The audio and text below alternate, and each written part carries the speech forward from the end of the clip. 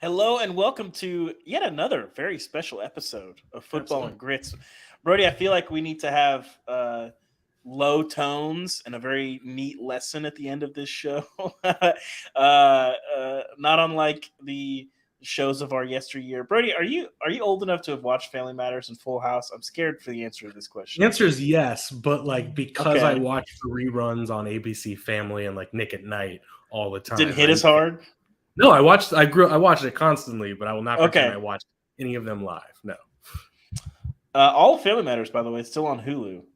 Dude, Family Matters Anyway, slap. It's the best. Yeah. it's fantastic. Guys, it's a lot of bowl games, 11 to be exact, with one uh, technical bowl game. I don't count the national championship as a bowl game, but whatever. It's still on the way. Uh, we got a lot to get to, but we should probably start with the game that has not happened yet, Brody. Georgia. I'm working on a story this week, another coaching confidential, like we Nice. did for Georgia and Tennessee. But I was looking at some numbers. Brody, this is the largest spread since the advent of the BCS. Since we've had a national championship game, there has never been a bigger one than this Wow. game. Not even Georgia. I mean, not even Alabama, Notre Dame. No, Alabama Notre Dame was 10 points. Okay. Yeah. Ohio State Miami was 10 or 11 points, but it's never been higher than 11, and it's 13 and a half. I know. I was surprised. But at the same time, I believe it, right? Because Georgia Sure. feels like a team that has 100% proven itself, even though that game was tricky. And TCU is a team that, even when they are blowing us away, there is just this element of nothing feels that contained. It feels like a free for all in a lot of ways every game. And by the way, I'm saying all this to say, I am just training myself. Stop. At some point, you're doing it enough that you're good at it. And it's part of me, we'll get to our actual predictions on this game, but I just have to give TCU the credit because we are now at a point where they've seen them play so many different types of teams, so many good teams, and they are able to produce offensively and win different ways. So credit to them, man.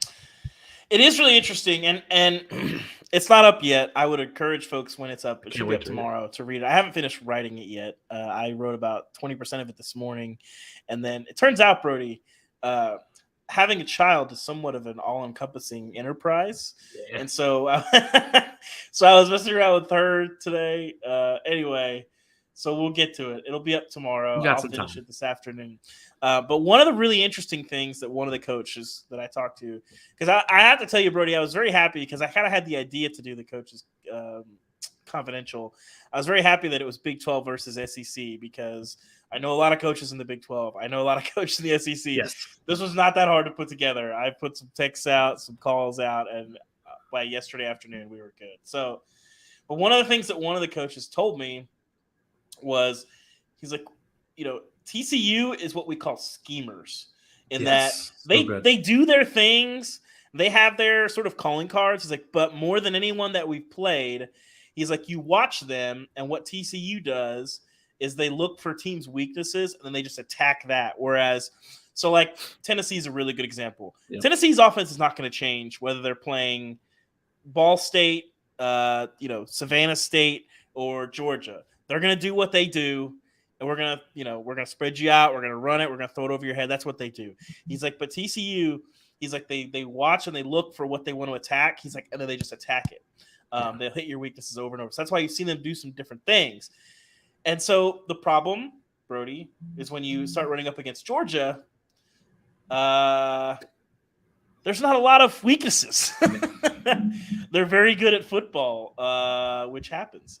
And so that will be very interesting. But I'm fascinated with this matchup. I think both sides of the ball are interesting. I will be out in LA this week. I leave on Friday to go cover this ball game. And, I think certainly TCU, like they have been all season, will have plenty of doubters.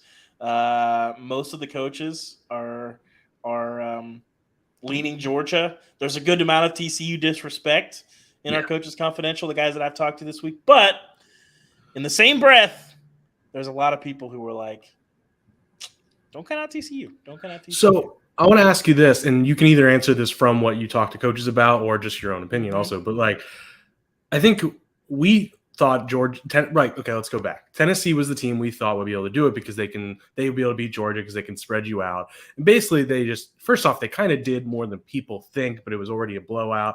But anyway. And then Ohio State is doing the same thing Tennessee was kind of doing, and I think in their game plan, but just with better personnel, right? Just like CJ Stroud and better, the best receivers, even though Tennessee has them too. And they just executed probably a similar thing of spread you out and try to win things downfield one-on-ones. And I'm curious, like TCU does not have the talent and like the court, even though I love Max Duggan, like the true like just pick you apartism of maybe an Ohio State. But at the same time, they are one of the best at scheming you, spreading you out. Like, I'm curious where you stand or where some of these people stand on that, where it's like, yes, I think the last game showed you Georgia's secondary can get beaten these one-on-ones and can get spread out in scheme. But is TCU the team? I don't know the answer.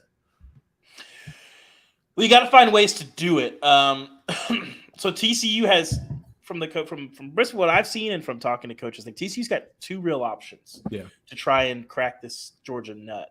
Because number one, you have to protect, and there's two ways to do that. Yeah, that gets left out. Yeah, easier said than done.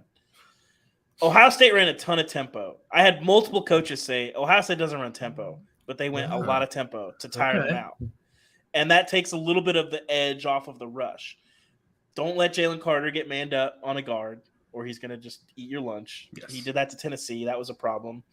But and then they said a lot, like Ohio State had a ton of 6 and 7 man protections because it doesn't matter what you do. And Ohio State has the luxury of having a ton of good receivers that when you are going 6 and 7 man protection, and when you've got maybe 4 on 7 in the secondary, that they can still get open. Yeah. TCU's doesn't have quite the same amount of talent. Most of the success was Stroud, like, taking his time and running plays. around. Yeah. Extending plays and making some plays outfield. And obviously Duggan can do that. Yep. So Quentin Johnston, a guy that's a singular talent, probably a first-round pick. What can Georgia do to limit him? They're going to have some answers for him, of course.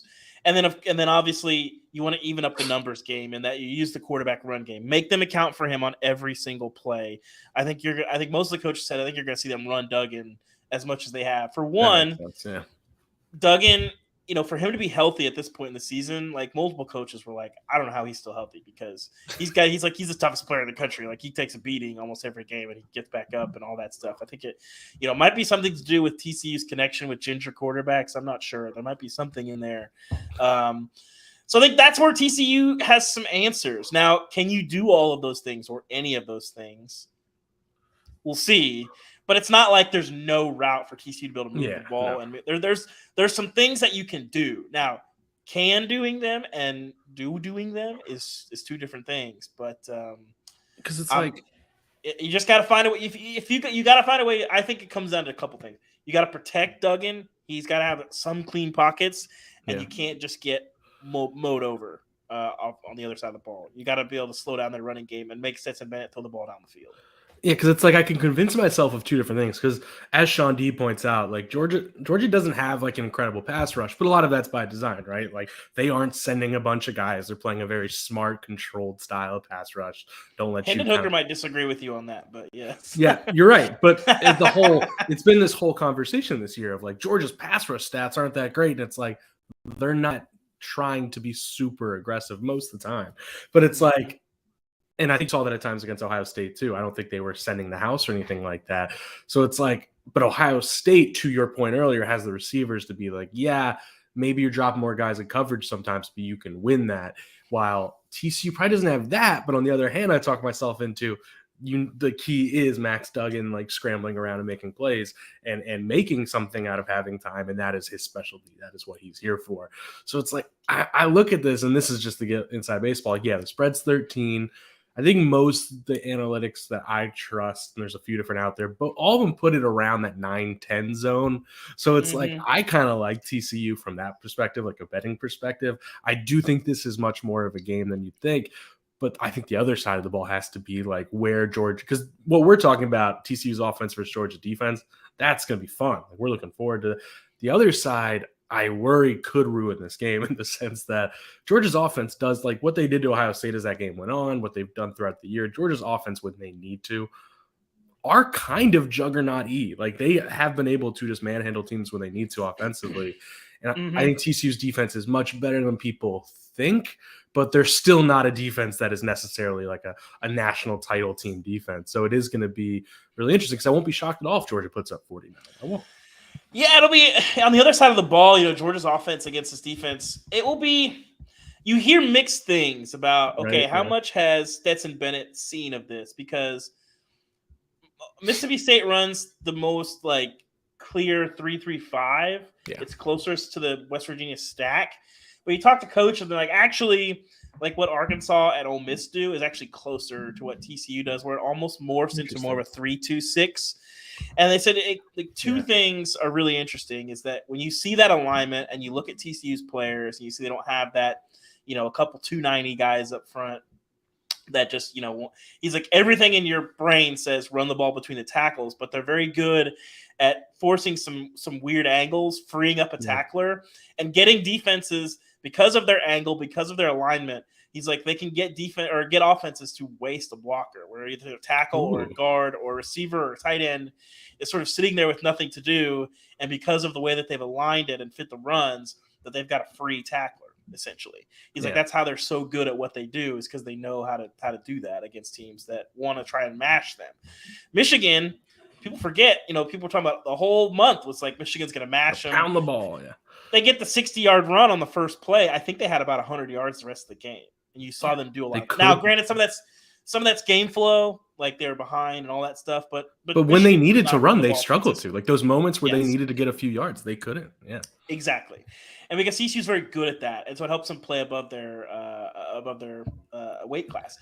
And then in the passing game, it's a lot of getting the quarterback's eyes to lie to you. And it's when you've repped 4-2-5 and bear and under and all these different alignments 1,000 times, but you haven't repped this sort of 3-3-5 that TCU runs, that is more of a 3-2-6 when you look at their personnel, more defensive backs, because that's how the Big 12 is. He's it can get you to, when you haven't repped that 1,000 times, you saw JJ McCarthy 2 pick sixes. Nobody in the Big 10 runs this. That was very foreign to him. And when it's live and you're on a big stage, you can get that to happen. So it's going to be a really fascinating chess match, just schematically, because, again, TCU, they have bucked so many trends, and you should listen to a very special episode of The Stars Matter today, Ari's intervention, because I think TCU is forcing us to reassess a lot of things about college football. Yeah. And I don't think it's necessary. Let's not get to the point where, hey, let's not be a stars don't matter crew, because we're not that. But and I thought Ari and Andy did a really good job sort of talking about this live after the games. And I think it's a really interesting conversation, quite frankly, for the next 8 months, because the composition of your roster is so different in 2022 when you talk about transfers.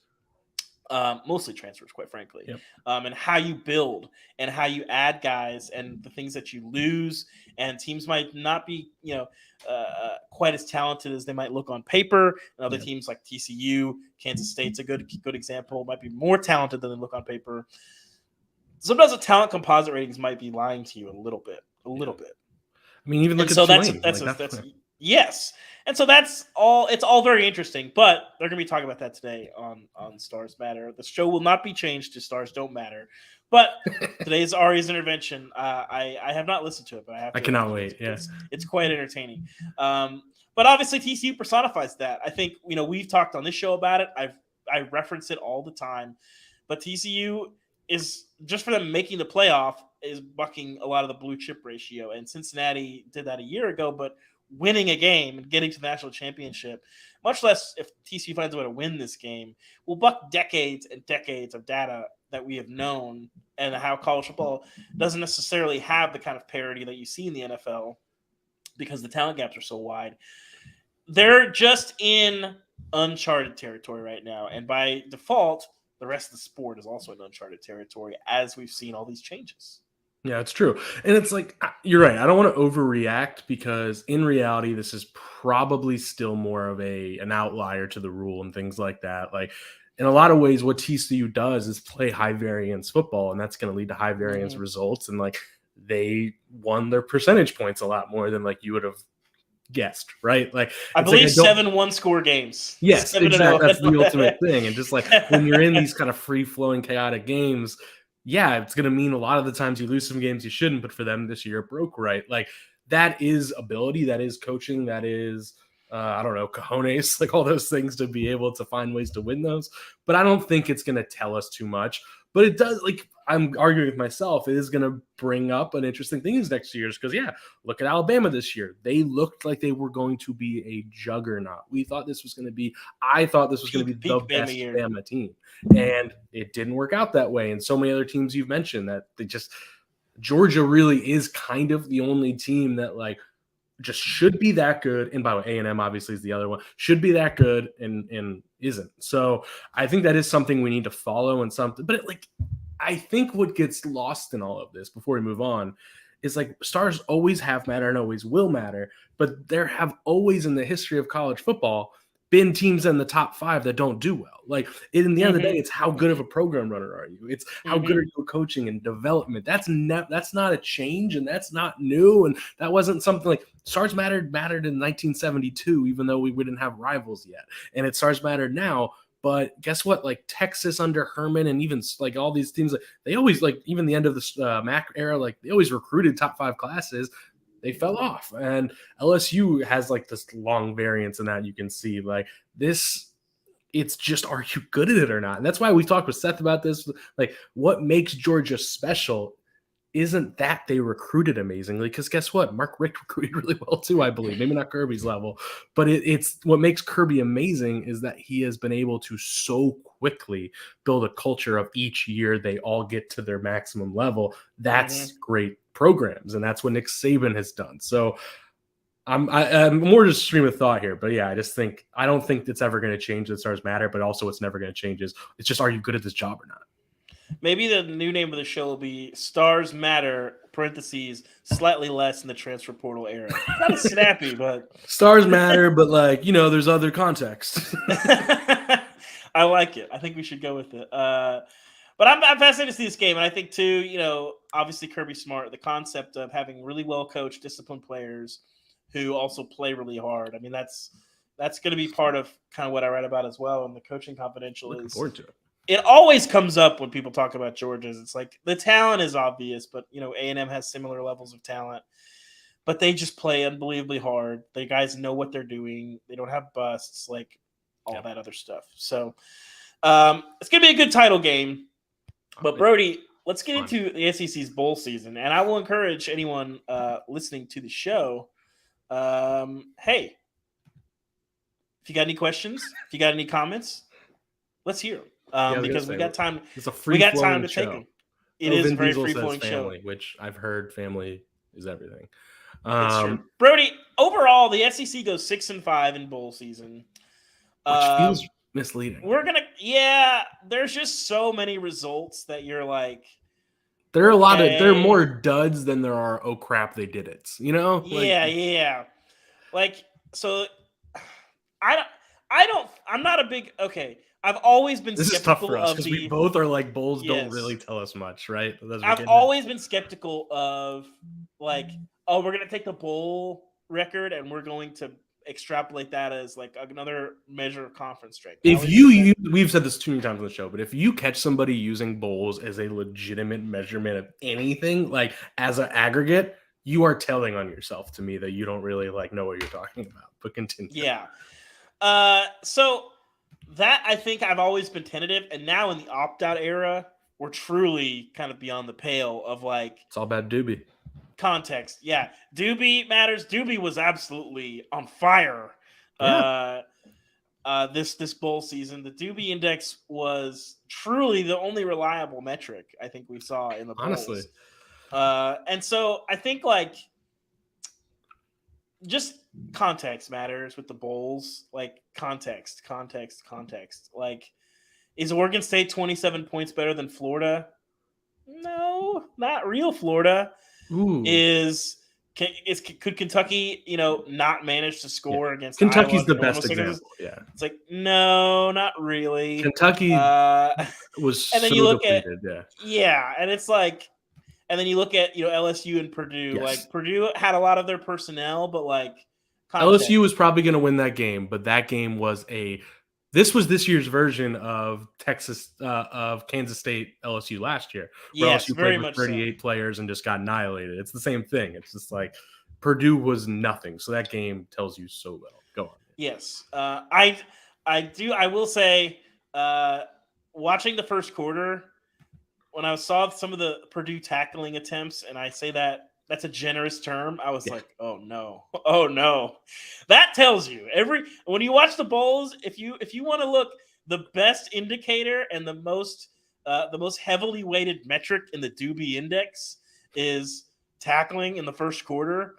And oh boy, Purdue, somebody needs to make a Purdue supercut of the tackling attempts because Ryan Walters, that's going to be his just like he gets used it all spring, man. Yeah.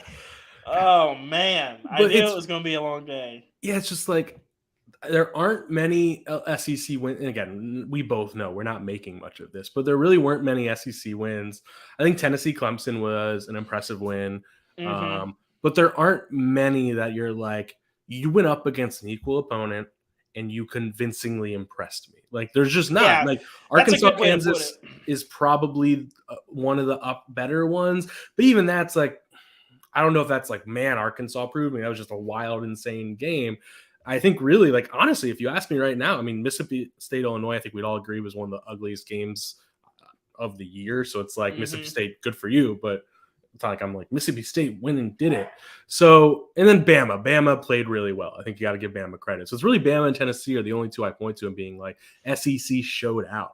The rest Yeah, are I think a lot of bad performances. Yeah, I think if we're looking at the teams that impressed just the most in bowl season, I would probably point to Tennessee and Bama. I think Tennessee defensively, and I wrote about some of this, what they were able to do defensively and squeezing Clemson. People made a lot of the missed kicks and the errors and all that stuff. Well, there's a reason why Clemson was kicking those field goals. Clemson is unbelievably efficient in the red zone. I believe they're number 4 nationally in red zone scoring percentage, number 2 in touchdown percentage. I might have flipped those, but they're very good. Is the point. And they were kicking. Those misses weren't like 25-yard misses from BT Potter. There was one from beyond 50, a couple from beyond 40. The rather hilarious fake field goal that made no sense. Dabo Swinney's child out here faking a field goal. I believe his pitch man was the kicker who did not get the ball. I would have liked to have seen the kicker getting the ball on the edge with some pursuit angles. That would have been fun. Anyway, Tennessee's defense showed up. They pressured the heck out of Cade Klubnik, who I think Cade Klubnik, I think is going to be very, very good. I think he has a really good head on his shoulders and maybe almost as importantly, an unbelievable arm on his shoulder. Yes. But when you don't have a clean pocket, when you're running for your life, and when he's so young, that I think he started seeing ghosts pretty early where he's fleeing. He's fleeing clean pockets. We're like, dude, settle down. Yeah. And that's a credit to Tennessee because they clearly got in his head. And Tennessee's defense on the short list of the most impressive things I saw this bowl season. But like you mentioned, Alabama. But it's a credit to Nick Saban. Go ahead. Well, I was gonna say it's almost like because if we're looking at this in terms of like meaning, right? Like Bama's win over Kansas State, give them all. That was a great performance. But I don't know if that's telling me much about Bama going into this offseason because they are losing most of their best players in a lot of ways. It's like Tennessee's I actually felt like means the most because one of our prompts is most like best performance in the SEC. And I think Tennessee is my answer for that reason. One, everything you said, give that defense so much credit. They did really make life hard for him, but it's like that. A lot of those pieces are pieces and turning to Joe Milton and be able to do this without so many other stars opting out or being injured, things like that. That actually is like, all right, I am buying a little more stock than I maybe would have about like, can Heupel do this again? Not this, but like, can he keep this program rolling? So I think that is my biggest winner of bowl season. Yeah, you can even make an argument for LSU just by how like good they look, but still like no. But yeah, I think Tennessee's the big winner. And I think that people forget, like people want to look at bad numbers in general. Like this offense is not meant to lock people down. They don't have the personnel for that. They face too many plays. This defense that Tennessee has is built to get defenses behind the chains and create more possessions. That's the whole thing, right? They know Tennessee cannot recruit the kind of talent that Georgia's defense can create. No. It's not going to happen. So you have an attacking defense that they blitzed more than anyone else in the SEC this year. They want to come after you, pressure you. And like we saw, when you could pressure the quarterback, it masks some of your issues in the secondary. Now, they can be more talented in the secondary. The secondary, Tennessee's got some issues there. They can be better, more talented there. Yeah. But that, I think, is a small proof of concept against I like Clemson's offense with Clay Klubnik. Not as huge a fan of them with DJ Uiagalelei, but that's a proof of concept. And then, obviously, the Joe Milton piece, which we will tackle. Catherine B asks, is Joe Milton the best returning quarterback next season? Ooh. I don't think you can say that. Just because there's still so much unknown. Tennessee, you need Joe Milton. Can Joe Milton be that guy for 12 games? Wait, KJ Jefferson, to me, might be the best. Yeah, KJ Jefferson is probably the answer. Yeah. But for Tennessee to win 9-10 games again, to sniff the playoff again, you need elite play at quarterback. They got that in Hendon Hooker, obviously. They need Nico Iamaleava to be a special talent. That's how you keep this going. I mean, as much analysis as we put into all this and all the things that you look at and all the stars mattering and all this stuff, all that's true. But I actually think Clemson is a decent case. Clemson was elite when they had Trevor Lawrence, when they had Deshaun Watson. Yeah. They were fantastic teams. They were playing slightly above their weight class in how they recruited. They were recruiting like top 15 levels, not to the level of Clemson, Alabama, but in the ACC they didn't necessarily need to. Well, they turned the page to DJU. They're suddenly not elite at quarterback, and then now they've had 3 consecutive seasons where they have not won more than 10 games or haven't got that 12 game spot or been in the playoff, obviously. I'm not sure, like, the Clemson question is interesting. I'm not sure it's that much more complicated than, like, you need to have an elite quarterback. If you have one. I think O-line play's gone down, too. I think that's, like, a little bit in tandem, but yeah. Yes. If you have an elite quarterback, your ceiling is – I'm not sure you got one, quite frankly, as long as you have enough pieces everywhere else. So that for Tennessee, I think defensively they are who they are, but you need Joe Milton to be great. And obviously the pieces are there. The arm talent, we don't even need to get into. Like, it is what it is. You got a guy who the sky's the limit, but can you be more accurate? Yeah, and like to answer Catherine's question, like you could probably make an argument Joe Milton has the highest, I mean, I hate saying highest upside, but like the highest percentage of being like, holy crap, good. Like, that no is question possible. To me. That is possible. Maybe no question. I think if you ask me who the best returner, I'm a big KJ Jefferson guy, but like I go KJ Jefferson. I think I go KJ, but Jane Daniels has kind of proven it. Like he did just win the West. Like I don't want to disregard that, but I think I say KJ Jefferson, and which I think he's my nominee. One of our things is most impressive SEC performance. Like I think for me, it is KJ Jefferson. Like that I know it's Kansas. The defense wasn't great and all that, but KJ Jefferson in that game was just like, it just because he was so hurt this year and like that all like things were a little messy this year. It reminds you of like KJ Jefferson when he's on is Tebow-esque in a way, like just like he is a wrecking ball and a better passer than he gets credit for. Like I'm not saying he's in there dialing and making 4 progression, beautiful processing and all that, but like he's a really good quarterback, and I think I think Arkansas, I don't know what to make of them next year. I literally don't actually. I feel very unconfident, but I am confident. A lot of portal losses. It's that defense. The honeymoon is ended with Arkansas fans and Sam Pittman. Arkansas is feeling like a wild card. They've lost a lot. So hard to figure out. Yeah, because it's like the defense was already a massive problem this year, and like there's not any evidence it's going to get better. So maybe KJ Jefferson's last year will be like kind of meaningless, which is unfortunate, but KJ Jefferson could just put up stupid numbers next year. I'm really looking forward to that. Another candidate for like best performance, I think for a team is a team that didn't win, but I still come away from South Carolina in that bowl game. And we've spent so much time on South Carolina. We don't have to spend too much more, but like for about 3 quarters, I was talking to people about just like, man, they're really going to do it. Like Shane Beamer, it wasn't even about the win, because this is a win or loss doesn't change anything about that game to me. Like they look like they were the better team for quite a while. I'm coming out of the game being like, they belong with the top 15-ish. No, I don't.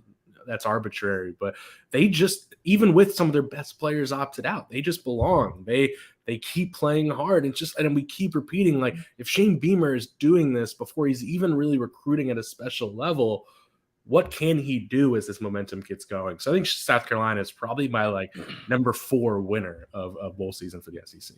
Mm-hmm. Brody, let's look at some of the teams who had not the best bowls, and you tell me how alarming it is.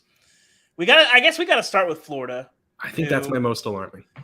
I know they were like depleted too, but like, because Kentucky looked the ugliest, right? But like, Kentucky had clear reason for being like, Florida was kind of embarrassing, and I like the thing about like, I think that makes me. They kicked a sad field goal, Brody, which made it worse. A sad field goal. It's from Billy Napier of all people. Scared money don't make money. Yeah, and it's just like, I think early in the year I was giving Napier credit for how hard his team was playing, and like, hey, they're not that good. No one should be judging Billy Napier by going 6-6, but like, or 7-5. I forget what they finished, but still, like, he's going to get this in the right direction. I still generally think that, but something about that bowl just made me be like, all right, we'll see, because that was concerning how bad that looks. I think that's my biggest like question mark performance. Yeah, and Florida has been on a roller coaster all season, because we're sitting there after the Utah game to start the season, and Utah's credit, they didn't quite sniff the playoff, but they won the Pac-12. They're in the Rose Bowl. Utah was pretty much as good as people thought. They weren't quite. I think I picked Utah to go to the playoff preseason. Yeah, I like that. But we're sitting there and we're wondering who this Florida team is. And by the season's end, that team was kind of what we thought it was going to be. They didn't sort of have that. And I think Anthony Richardson probably made the right decision to leave, and to, because I feel like another year he's only going to get picked apart. Like, I think he has enough weaknesses that I think another year, the odds of it hurting him were probably just as good as the odds of it helping him. And maybe he's more pro ready and more developed with another year. Yeah. But that's also money that you're not making as a first round pick. And listen, we're in the NIL era, but first round quarterback. If the feedback you're getting is you're a first round quarterback, you go. You're gonna get coached more, man. Like, exactly. And your life is just generally better because you don't have to split time with school, and you can sort of do what you want to do. So anyway, it is what it is. In general, Florida concerning. We'll see what the offseason looks like. We in the chat we're talking about the Graham Mertz pickup. Listen, I get with the Graham Mertz stuff because they had struck out on some other candidates and some other portal guys that they didn't like. But I will say this. This is my Graham Mertz slow play. Ooh. Wisconsin's offensive scheme. Yes. And what Billy Napier can do and what he tries to do with his quarterback and in his offense. I like the Mertz tools. I get why there was so much hype around him. And the way that their offense was designed under Paul Chryst and what they asked him to do, this is going to be one of those. We talked about this. Was it the last show or 2 shows ago? I don't even remember. Yeah. I get the Graham Mertz that you saw at Wisconsin, I don't know is necessarily going to be the same guy that you get at Florida. And I understand maybe I'm wrong, but I think in a different scheme, this might be a situation where you see a guy flourish and look very, very different. I don't know that I'm putting all my mortgage on that, but I'm just saying if it happens, I'm not going to be like, I like to put it. What are we doing? I like to put it in video game terms often. Like, I don't think either of us are saying we think Graham Mertz might go be a 95, but like his rating probably right now is like a 70. Like, it's low stock, and it's like, yeah, he might be an 80 with a better scheme that's more quarterback friendly. And like, I think we forget often just like how often in college football quarterbacks just look bad in a system that is just, and also we're going to see like how well Fickle and Phil Longo do in Wisconsin, that like maybe we really do learn flawed Wisconsin was. So yeah, we're not, Catherine, we're not hyping up Graham Mertz. We're just saying, like, let's not all the hate was probably a little bit much. I just think, like, Wisconsin and what they ask and their passing concepts and all that stuff, it's not. I don't know that anybody's going to set the world on fire at quarterback in that offense. And I think some quarterbacks can set some parts of the world with some embers, somewhat, in Billy Napier's system. No, I was at a bar like in Orlando, and I said to somebody, I'm like, man, do you ever feel like half our job now is just arguing with fans defending players we don't even think that highly of? And I'm just like, that's half my job now, is just being like, no, this guy isn't like the worst player, but he's probably like the third worst. I'm like, what am I doing with my life? But yes, so I like Malik Neighbors. Big year, I think, ahead for him, Brody. There you go. I think Malik Neighbors is a star. We can get to that later. Yeah. The other guy that I think you have some concerns about. Yeah. I'm willing to hit the reset button on Kentucky in general. I think for one, you get Devin Leary. You bring back Liam Cohen. I like that. Both those things. I think I'm going to say it's a 1 out of 10 on the Kentucky alarm systems. I think, that combo, getting Liam Cohen back is like unbelievable to me that they pulled that off, first of all. Yep. It was not working with Rich Scangarello, all that stuff. But, the potential is off the charts for Kentucky to bounce back and have a really, really nice year. That's true. If they're able to, because you look at what they did. Yeah, you look at what they did from 2020 to 2021. It wasn't that complicated. They added a new OC. They added Will Levis, very unproven.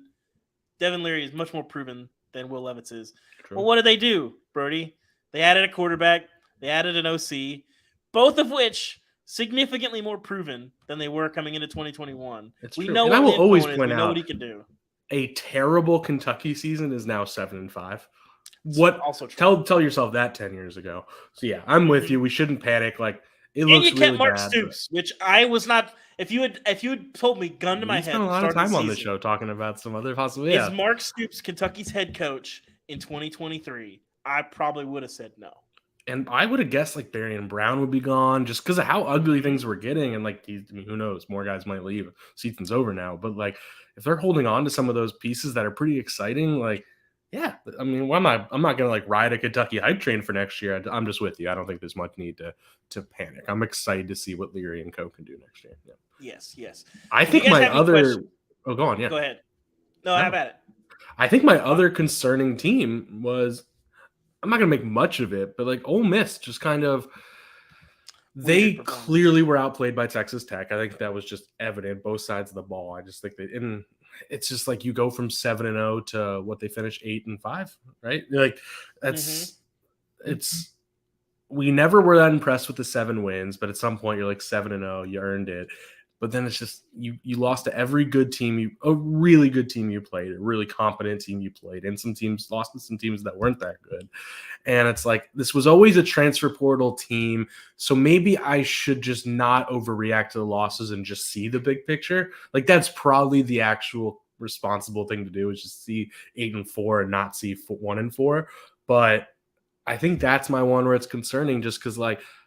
You and I are such big infrastructure guys, right? We are so big. Like, do you have the year in, year out sustainability?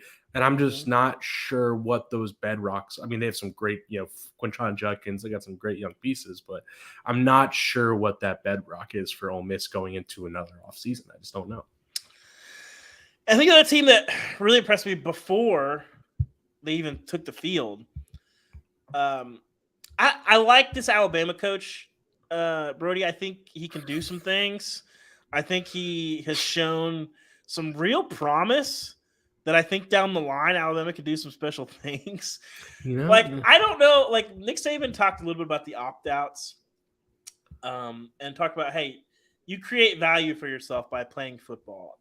That is true. I also, in the same breath, don't know what value Bryce Young and Will Anderson could have created for themselves by playing in that Cotton Bowl or Sugar Bowl, rather, excuse me. And yet they did, Brody. And I don't know what wizardry Nick Saban did to get those guys to play and to show up and to play the full game and play the way that they did against Kansas State, a very hungry team that plays above its weight class. I mean, I loved Kansas State all season long. I picked them to win the Big 12. And first half, they looked better right about too. Where they did. And then you go down 10-0, and Bama says, no. Deuce Vaughn, I appreciate your 88-yard touchdown, but like Bama, we're still going to be Bama. And here's a 35-piece dropped on your head. And you went from up 10-0 to down 35-10. And I think if they play that game 100 times, Bama probably wins it 85 times. But I'm not sure how many times they win it that dominantly. And so I'm going to say, yes, they lose a lot of the personnel. And I think this year we've talked about, is Bama, have they shaken from the standard? And I think some of the ways that's true. But I think it speaks to the culture and the investment in the program that clearly what Nick Saban says is still resonating with guys, even when they are.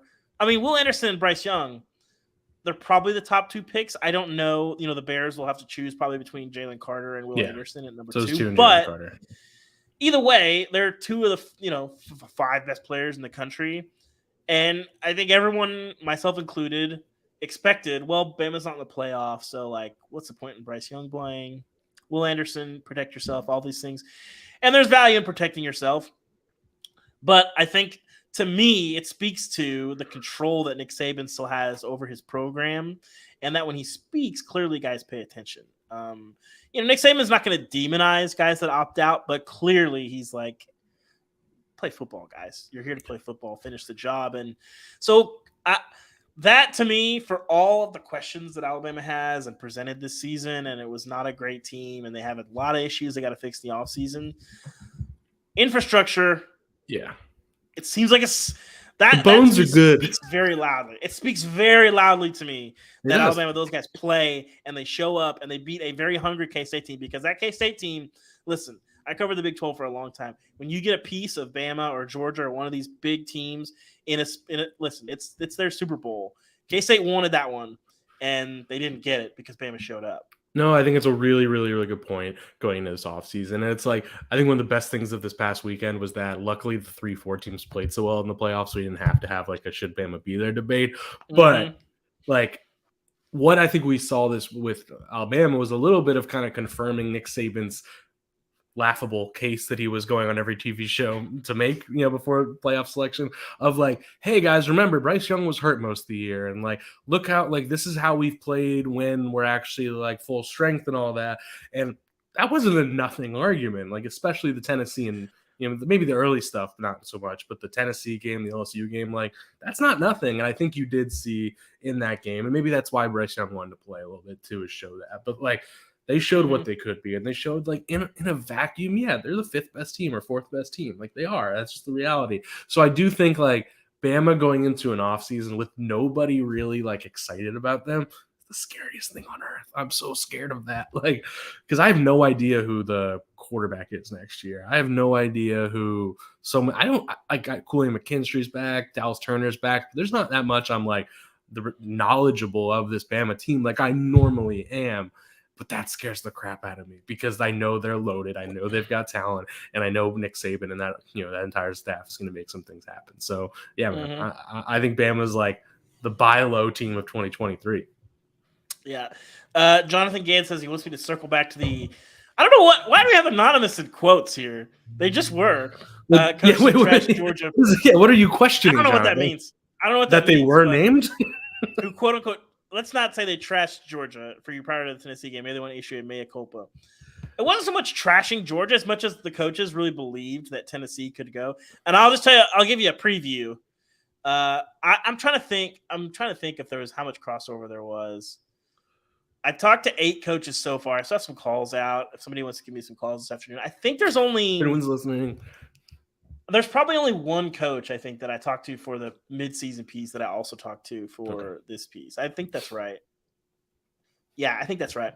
It wasn't so much trashing Georgia as much as believing in Tennessee and believing that they could emphasize some things. It was believing in Tennessee and having questions about Georgia, and then Georgia answered them. And I think it doesn't make it questions wrong. About Georgia are still there. There's going to be a big piece of Keely Ringo in there.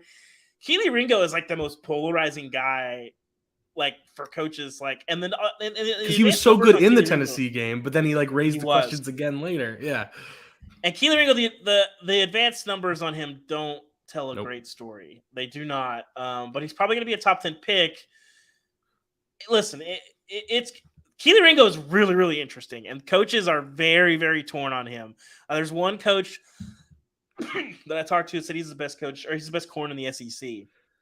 And there's someone said that, hey, we saw a lot of deficiencies in him on tape.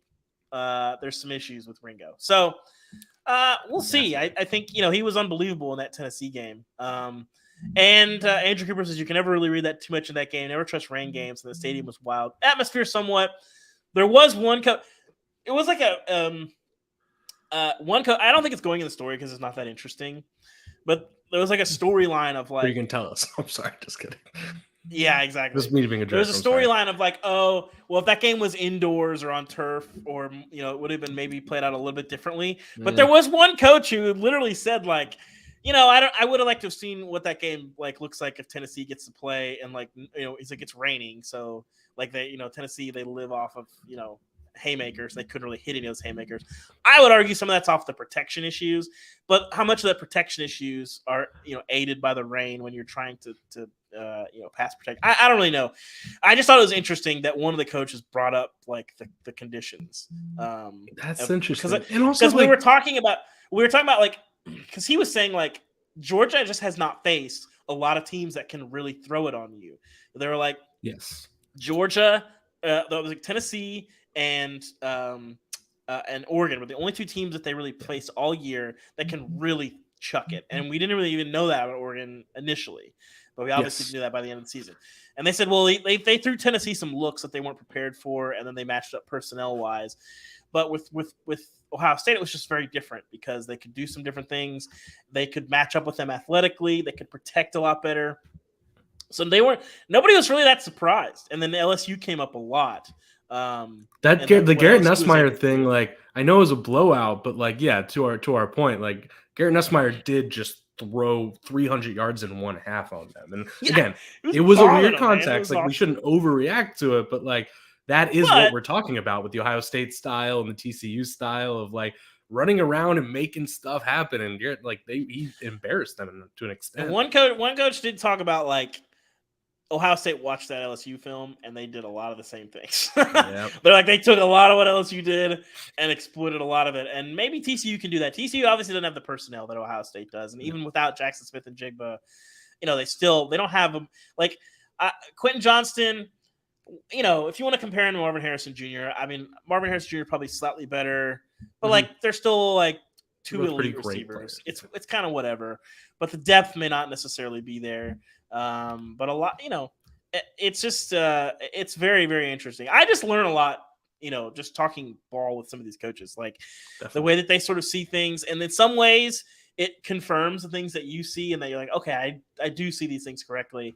And it's not that they will say things that make you totally reassess things, but you just kind of look at things a little bit differently of like, oh, well, that's interesting. And so we try to portray that to readers. And I think we try to make our readers smarter.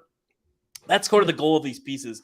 I can't remember if we talked about it on the show, Brody, but I did think it was very funny. I think the best conspiracy theory that I heard was that Kirby Smart told Sam Pittman to call me to talk anonymously to give Georgia motivation against Tennessee. Well, answer the question, David. Is that true? Yeah, exactly.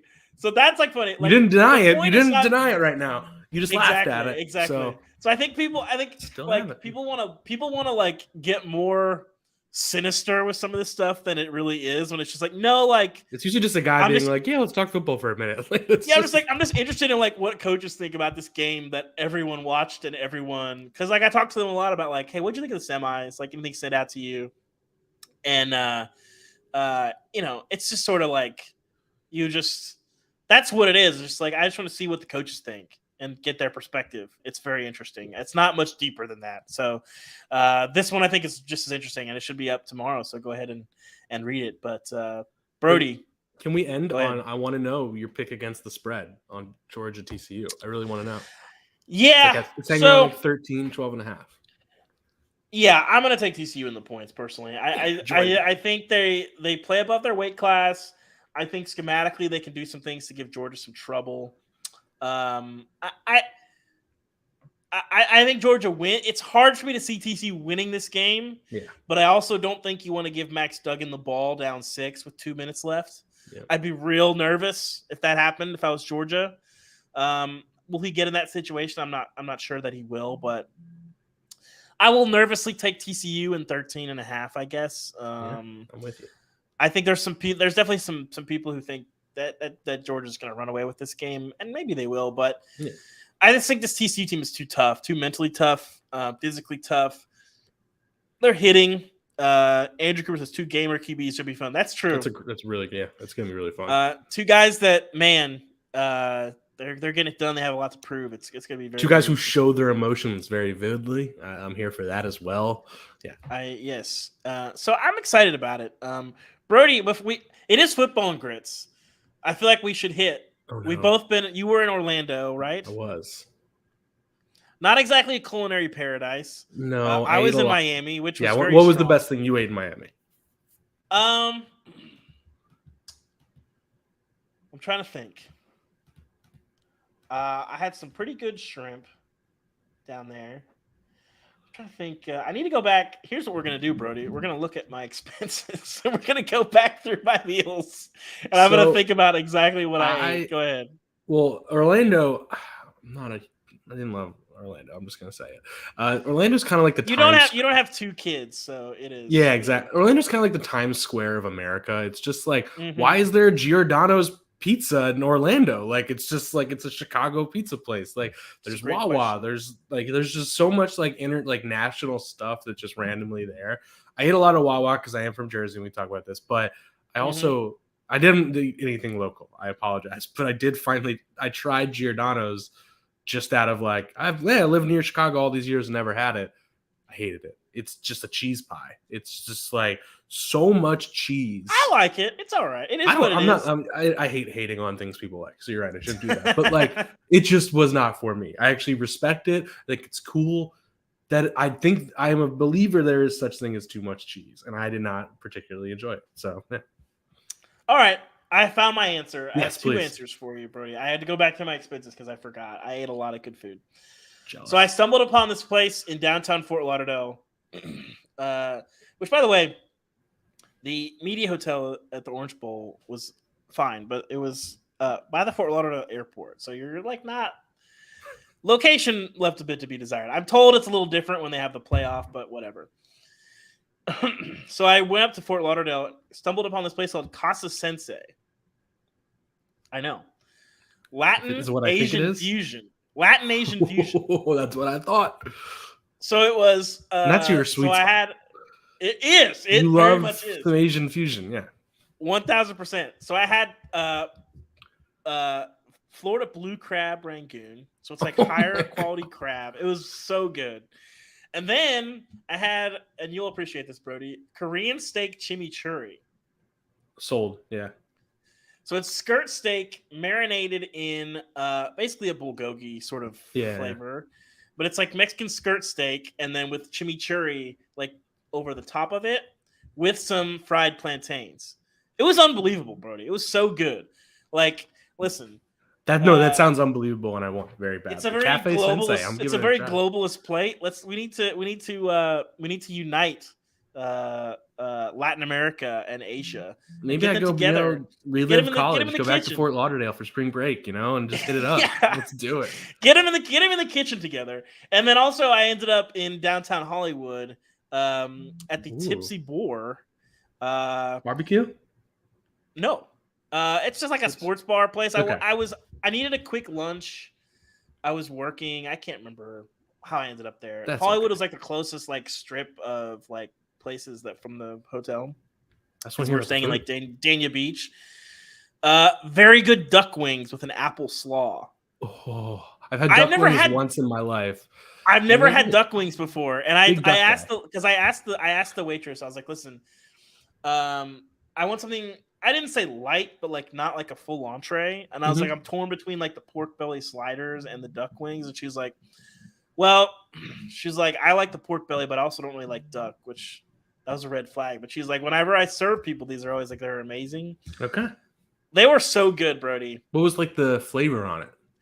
I don't even. That's the thing. I don't even Ooh. know. It was like a spicy apple something or other. I don't know. I should have asked what the sauce was, but it was very apple forward, which was very weird on a wing. But then it had like a kick to it.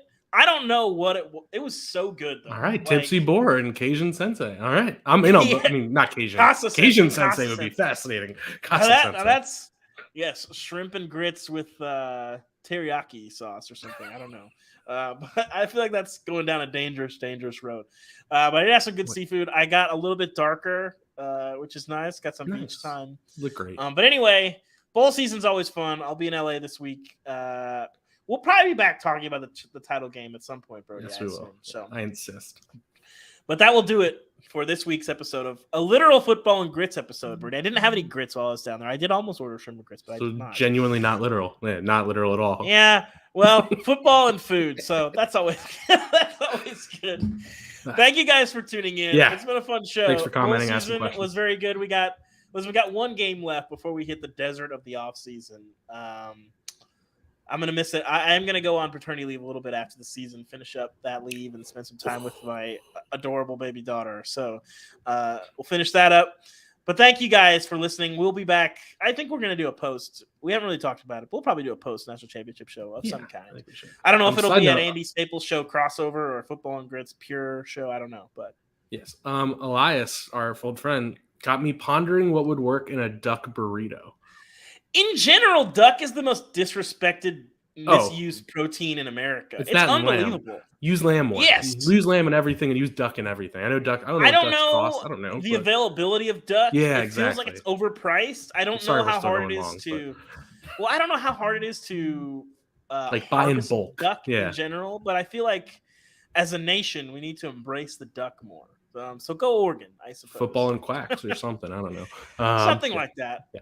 Thank you guys for tuning in. More duck talk next episode, I'm sure. I don't think I'm gonna have any duck. I'm in LA. I was going through my schedule in LA this week, Brody, and it's gonna be very packed. I have very little free time, so it's gonna be a very busy time. So Tony Yayo says I've never had duck. Get some duck, Tony. Mr. You'll thank us later. Some duck in you. Right. Thank you guys. We'll talk to you guys soon. Thank you for tuning in to Football and Grits, and go ahead and listen to Ari's intervention on the Andy Staples show. Yes, please do. Stars matter, parentheses, but slightly less in the portal era. Thank you guys. We'll see you next time.